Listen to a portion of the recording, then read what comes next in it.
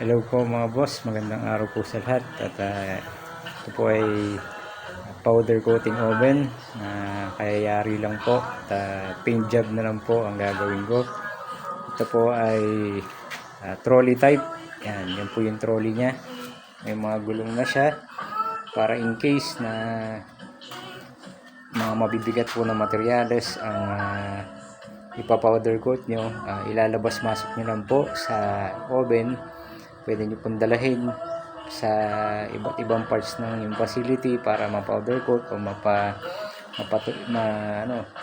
mapalamig yung mga materyales nyo. So meron po siyang ramp. Ayan yung ramp nya para makapasok siya sa oven. Then ito nga pala guys ay tempered glass, may temperature gauge, stainless handle, manual LPG, manual timer. Ang advantage nga pala nito guys, pang heavy duty po ito at pang matagalan na use. Kasi wala siyang mga electronic parts, hindi na kailangan ng kuryente sa paggamit nito. At advantage nito kahit mag brown out bigla guys, hindi po ito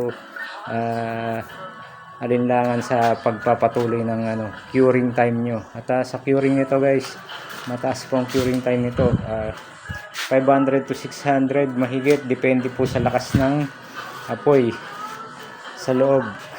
Ayan. At depende rin po sa settings nyo.